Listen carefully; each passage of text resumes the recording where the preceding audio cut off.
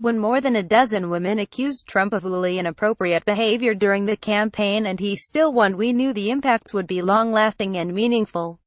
And now amid uall harassment allegations directed at Minnesota Democratic Sen. Al Franken, Alabama Republican Senate candidate Roy Moore and former President George H.W. Bush, accusations by female members of Congress of other inappropriate behavior by unnamed male colleagues Harvey Weinstein, Louis C.K., Mark Halperin, Kevin Spacey, and on we see the fruit of the seeds planted during the campaign. A president of the United States either unwilling or unable to seize the mantle of moral leadership when the country is crying out for it. That is not to say the blame for men behaving badly lies at the feet of Donald Trump. It is to say he is uniquely ill-equipped to step into the moral vacuum caused by these behaviors and lead. Trump himself, for example, has offered nothing beyond a written statement regarding Moore, who now stands accused of seeking ually inappropriate relationships with at least 8 girls and women who are from age 14 to their early 20s when he was a 30-something assistant district attorney in Alabama. Asked about the situation on Thursday afternoon, Sanders said this: "The people of Alabama should make the decision on who their next senator should be." Which, translated, means this: President Trump is not going to wade into this mess. He is not going to go as far as Senate Majority Leader Mitch McConnell and House Speaker Paul Ryan and urge Moore to withdraw from the race. He's going to throw up his hands. Who can say who is telling the truth, and let Alabama figure it out. Which, if you think about it, is roughly the same approach Trump took to the white supremacist violence in Charlottesville over the summer. There were bad people on both sides, Trump insisted. And, he argued, who was he to litigate who had the right of it? Trump seemed entirely unbothered by the idea of equating neo-Nazis and white supremacists with those gathered to protest against them. In fact, he spent the weeks and months following Charlottesville insisting that time had proven him right. That the violent left was just as responsible for what happened in Charlottesville as the violent right. There was not then and is not now any actual evidence that backs up Trump's belief. This sort of moral relativism, or, better put, this absence of moral authority is, without question, the most profound difference that Trump has ushered into the White House. The 43 men who held the job prior to Trump had a very strong sense that the position, at root, was about leading the country to higher moral ground.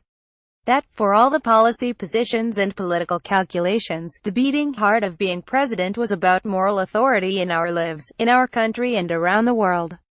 That no matter what their political opponents said about them, no one could say the president didn't believe in always doing what he believed was the right as opposed to the easy thing. Many fell short in that effort. Bill Clinton's affair with the White House, internet lies about their relationship, was a failure.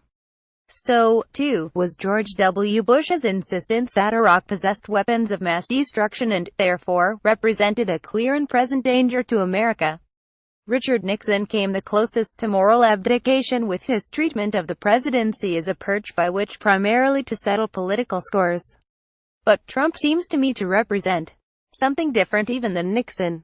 Whereas Nixon ignored the inherent moral leadership asked of a president, Trump seems entirely unaware that it exists. Trump's modus operandi in every situation is to take credit if the story is good and to push off blame when the story is bad.